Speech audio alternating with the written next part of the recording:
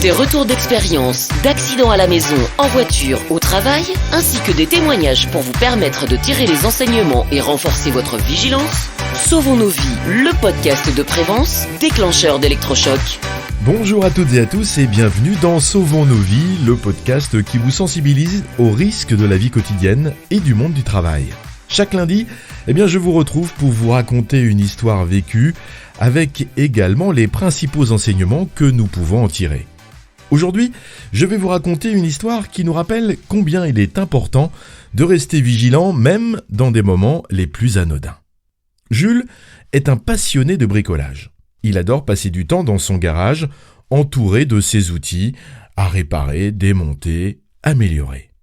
Son royaume, c'est cet espace où il peut tout faire, tout essayer.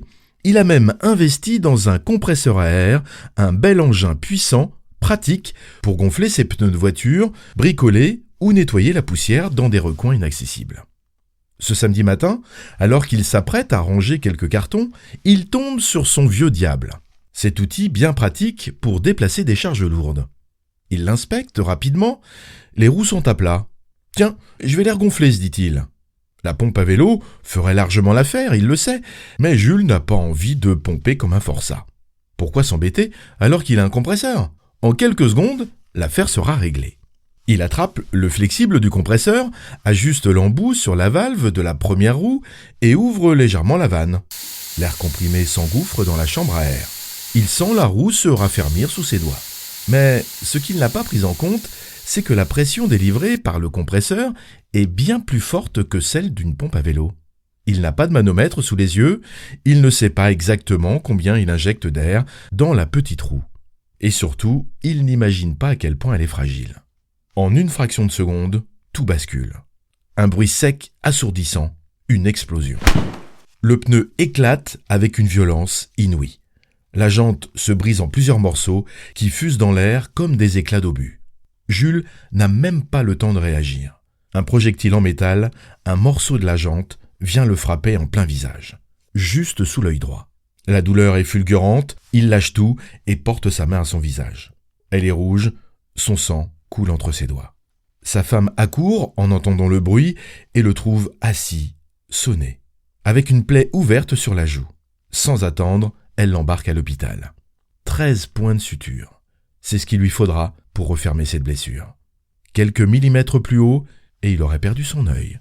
Allongé sur son lit d'hôpital, Jules réalise à quel point il a sous-estimé le danger. Il s'en veut. Il le sait pourtant. Chaque outil a un usage précis. Une roue de diable n'est pas faite pour supporter une pression de compresseur. Il aurait pu prendre sa pompe à vélo. Ça lui aurait pris 2 minutes de plus. Mais il a voulu aller vite. Ce jour-là, il comprend une chose essentielle. La facilité n'est pas toujours synonyme de sécurité.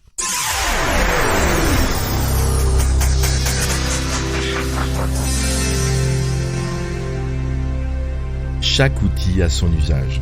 Un compresseur, c'est puissant, parfois trop.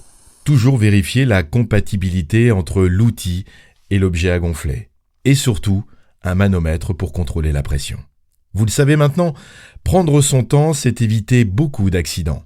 Ce qui paraît plus rapide et plus simple peut parfois s'avérer beaucoup plus dangereux.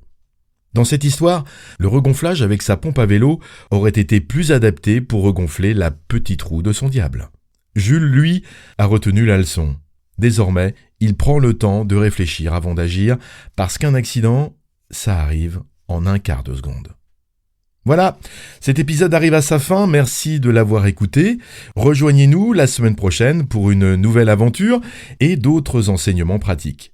N'oubliez pas de vous abonner et de partager ce podcast avec vos amis, votre famille et vos collègues. Et n'oubliez pas également, si vous souhaitez échanger avec nous, notre page LinkedIn Sauvons nos vies.